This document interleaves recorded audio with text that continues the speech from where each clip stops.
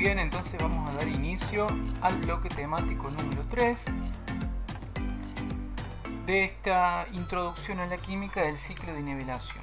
Y este bloque temático número 3 nos trae la tabla periódica de los elementos. Seguramente quienes estudiamos alguna otra carrera, quienes hemos tenido una química en el secundario, algún familiar amigo que ha transitado alguna carrera científica, seguramente tenemos noción o un conocimiento, la hemos sentido nombrar a esta tabla periódica de los elementos. Esta tabla periódica no fue hecha de la noche a la mañana, sino que tiene su historia también, y es lo que vamos a tratar de desarrollar en esta primera parte. Para ello tenemos que tener presente la teoría atómica anteriormente citada y desarrollada con la profe Viviana. Bueno, comencemos entonces. Todo comienza allá en 1829 con las triadas de Dobereiner, Johann Dobereiner, vamos a decirlo así en una forma españolizada porque el alemán no es muy fuerte, el cual establece que las masas atómicas de los elementos, agrupa los elementos en tres y establece una relación promedio. Él dice que la masa atómica del primero sumado a la masa atómica del tercero, ese resultado dividido en dos, nos establecía la masa atómica del elemento del medio. Esto era una primera aproximación a querer entablar un orden y una relación entre los elementos químicos conocidos de la época. Sí, por supuesto que esto estaba sujeto a muchos errores, era muy precaria y necesitaba ser mejorada. Allá por 1863, John Newlands establece las octavas de Newlands, como se conocen hoy en día, y lo ordena las masas atómicas de forma creciente y establece propiedades de elementos.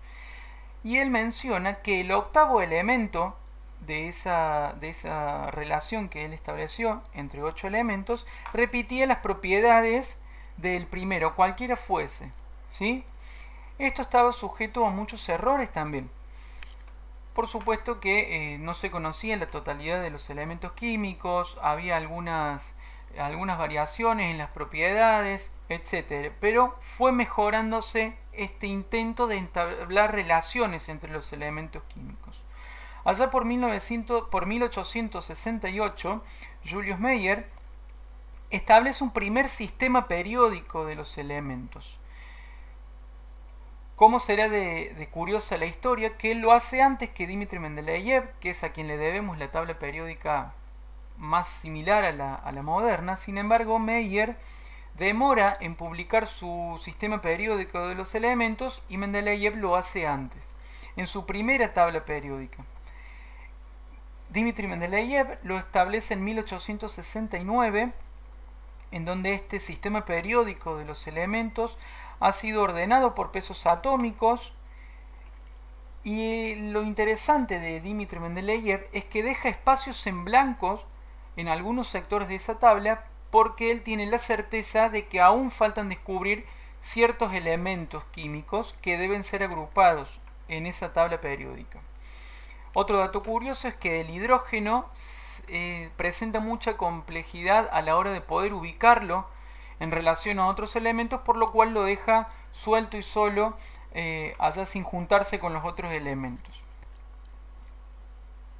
Luego vienen mejoras en esa primera tabla de Mendeleev y en 1906 propone una segunda tabla periódica ya con más elementos descubiertos, 71 elementos químicos en ese momento, ya que bueno, a lo largo de la historia fueron descubriéndose nuevos elementos, incorpora los gases nobles, aparecen otras tierras raras y aún así seguía estando un poco incompleta esa tabla. Fue así que en 1913 Henry Moseley confirma estas propiedades que Dmitri Mendeleev establece, por lo cual se fusiona y se establece una nueva ley periódica de Mendeleev-Moseley, ¿sí? Aparece el aporte de la configuración electrónica aportándonos lo que es la tabla periódica actual. Acá tenemos la ley periódica de Mendeleev-Moseley que nos dice que las propiedades de los elementos son función periódica de sus números atómicos, ¿sí? Y la tabla periódica moderna no solo tiene en cuenta ello, sino que también tiene en cuenta la estructura electrónica de los átomos. acá tenemos un vistazo de lo que es la tabla periódica moderna, ¿sí? Con una cantidad bastante considerable de elementos. Hablábamos de una primera tabla de Mendeleev con 71 elementos. Hoy la tabla actual ya tiene más de 100 elementos y algunos siguen por descubrirse o realizarse de manera sintética en laboratorios. Pero bueno, no vamos a entrar tanto en eso, vamos a quedarnos con esta primera aproximación a la tabla periódica moderna. Y lo primero que podemos ver en la tabla periódica son los grupos y los periodos. Los grupos son columnas de la tabla periódica que contienen elementos con propiedades químicas similares. Hay dos formas de agruparlas o de enumerarlas. Uno es a través de la IUPAC, que es la Organización Internacional de la Química Pura y Aplicada, en donde estas columnas pueden enumerarse del 1 al 18, empezando desde la izquierda y yendo hacia la derecha.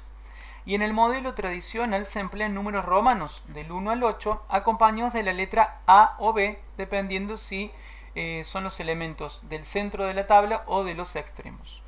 Y luego tenemos los periodos, que son las filas de esta tabla periódica que se enumeran del 1 al 7. Hay investigaciones que están tratando de establecer un octavo número, pero bueno, se los dejo a modo de curiosidad. Si ustedes quieren indagar en esa investigación, pueden hacerlo. Nosotros contamos con los periodos del 1 al 7. Siguiendo hablando un poco de los grupos, estos grupos representativos se les llama por su nombre tradicional de la familia, ¿sí? No solo están agrupados en propiedades químicas similares, sino que bueno, también de otras características los nombran con un nombre representativo. Los elementos del grupo 1A, o sea, los que están a la izquierda de la tabla, son los metales alcalinos.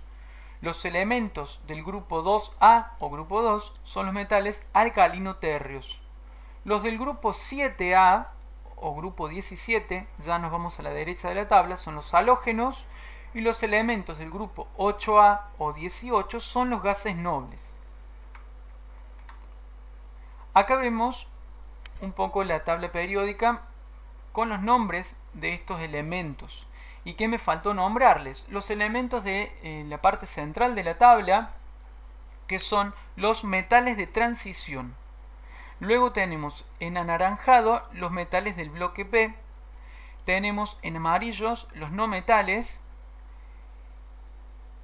Y tenemos una franja de elementos denominados lantánidos y actínidos que se desprenden del elemento 57 y 89. ¿Sí? Bien. Ahora podemos nombrarlos también y agruparlos en grupos más grandes.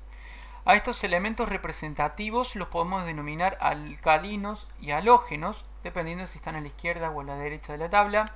Elementos de transición del grupo 3 al 10. Elementos inertes en los gases nobles o los del grupo 18. O los elementos transuránicos o tierras raras, que eran estos elementos lantánidos y actínidos. ¿Sí? Acá tenemos un esquema de lo que estamos diciendo.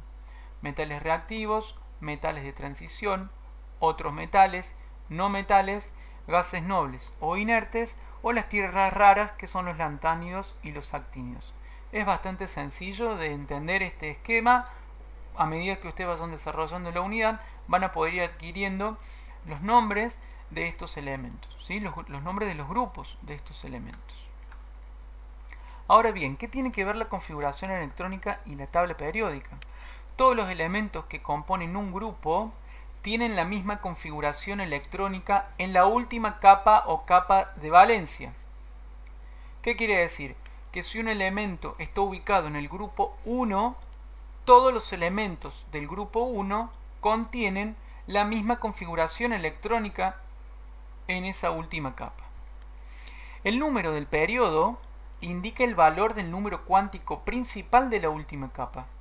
Todos los elementos de un mismo periodo poseen electrones de valencia en el mismo número de nivel. Para decirlo de una forma más simple, podemos decir que el grupo de un elemento me indica cuántos electrones hay en el último nivel de valencia. Y el periodo de un elemento me va a indicar hasta qué nivel de energía pudo ordenar electrones ese elemento. Por ejemplo, acá tenemos, para dilucidar un poco lo que acabamos de decir, litio, sodio, potasio, rubidio, cesio, pertenecen al mismo grupo. Sin embargo, a distintos periodos. ¿Y esto por qué? Vamos a verlo, según la configuración electrónica. Todos, en su último nivel de energía, contienen un electrón. Eso es la identidad del grupo número 1 para estos elementos. Ahora bien, el litio llega a distribuir sus electrones en dos niveles de energía. El sodio en 3, el potasio en 4, el rubidio en 5 y el cesio en 6. ¿Sí? Todos comparten el mismo grupo, pero pertenecen a distinto periodo. Entonces, a ver un ejercicio de aplicación para que lo puedan hacer. Sabiendo la configuración electrónica y su influencia en la tabla, ¿puedo conocer el grupo y el periodo de un elemento dado? Por ejemplo, para un elemento de Z13, con la profe Vivi ya vimos lo que eran números atómicos y números másicos y qué representa la Z. Voy a establecer la configuración electrónica de ese Z y debo saber a qué grupo y periodo pertenece ese elemento. La respuesta la vamos a ver en la clase de consulta o la vamos a subir en la aula virtual de acuerdo a cómo fluya este curso, ¿sí? Pero no nos vamos a quedar con la duda. Es un ejercicio de aplicación. No solo que la configuración electrónica me permite saber grupo y periodo, sino que también me permite conocer a qué bloque pertenece un elemento. O sea, hasta qué subnivel de energía pudo distribuir sus electrones determinado elemento. Así, un elemento podrá pertenecer al bloque S, al bloque D, al bloque P o al bloque F. Una mnemotecnia muy interesante para acordarme los subniveles es acordarse de la sopa de fideos. SP, D y F. Sopa de fideos. Muy bien. Hasta acá vamos a hacer una pausa, vamos a respirar profundo, mucha información nueva para muchos de nosotros y nos vamos a meter en las propiedades periódicas de esta tabla. ¿Sí? Como son el radio atómico, el radio iónico, la energía de ionización, la afinidad electrónica, la electronegatividad y alguna que otra propiedad. Vamos a empezar con el radio atómico y vamos a decir que es la distancia que separa el núcleo del átomo con su electrón más periférico. ¿Sí? Y este radio atómico crece de derecha hacia izquierda y desde arriba hacia abajo. Acá vemos un ejemplo. Como dijimos, crece de derecha a izquierda, ¿sí? Aquí abajo, y crece de arriba hacia abajo. Todos estos elementos, litio, sodio, potasio, rubidio, pertenecen al mismo grupo. ¿Sí? Bien. Vamos a ver ahora el radio iónico, que es el tamaño del anión o del catión de un elemento químico. ¿Sí? Y esto tiene relación que si un elemento pierde o gana electrones, su radio disminuye o aumente. Si va a perder electrones, siempre ese ion va a ser menor su radio que el elemento neutro, porque se fue un electrón o los que se hayan ido.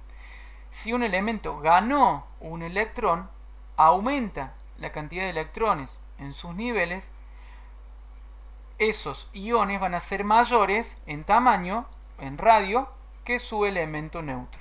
¿Sí? Bien. Hablemos ahora de la energía de ionización. Es la energía necesaria para sacar un electrón a un átomo neutro. Y esto va a crecer de izquierda hacia derecha y de abajo hacia arriba. Y esto tiene un porqué. Si yo necesito quitar un electrón de un átomo neutro, va a ser más fácil que aquellos elementos que cedan electrones, su energía va a ser menor que aquellos de la derecha que acepten electrones. ¿Sí? Lo mismo que de abajo hacia arriba. Los que están más hacia arriba tienen menores números de protones y electrones y les va a ser más fácil aproximarse al gas noble más próximo que los de abajo, que son átomos más pesados. Y un poco en relación con la energía de ionización es la afinidad electrónica, que es la energía que libero cuando un átomo neutro gana o toma un electrón. Y al igual que la energía de ionización va a aumentar de izquierda a derecha y de abajo hacia arriba. Y esto pensémoslo. Si un elemento ubicado en el grupo 7 gana un electrón, le fue muy fácil ganar ese electrón, va a liberar mucha energía a diferencia de los de la izquierda. Lo mismo sucede con los de abajo hacia arriba, que lo vimos en la propiedad anterior. Otro concepto muy utilizado en la química es la electronegatividad, que es la tendencia que va a tener un átomo a cargarse negativamente atrayendo electrones hacia sí, que utiliza la escala de Pauling. También aumenta de izquierda a derecha, de arriba hacia abajo, y el elemento más electronegativo de la tabla periódica es el flúor, que se ubica por aquí. ¿Sí? Bien. Acá vemos una tablita de lo que estamos diciendo. Va a aumentar de izquierda hacia derecha y de abajo hacia arriba. A grandes rasgos, recordemos que los elementos metales y metales alcalinos térreos tienen una gran facilidad para ceder electrones, y los ubicados a la derecha de la tabla tienen una gran facilidad para aceptar esos electrones. Otra de las propiedades que podemos mencionar es el carácter metálico, que va a variar de acuerdo a la ubicación que los metales estén en la tabla. Por lo que el carácter metálico aumenta al bajar en un grupo y disminuye al desplazarme hacia la derecha en un periodo. Y ahí también podemos ver las características de los metales que están en el apunte de este eje temático de la química. ¿Sí? Bien, esto ha sido un pantallazo general del bloque temático. La tarea que ustedes tienen es sentarse a leer el material, a dilucidar lo que está ahí, a anotar las dudas, a ver este video una y otra vez para ver si puedo sacar información de aquí, ¿sí? Y ese es el camino y la tarea que ustedes tienen ahora, ¿sí? Bien, acá mencionaba, traigo de vuelta a colación este esquema para recordarnos la disposición de los metales, no metales, metales de transición y otros grupos más grandes de elementos. Bien, así que ahora la tarea que tenemos como mero es ponernos a estudiar lo visto hasta ahora.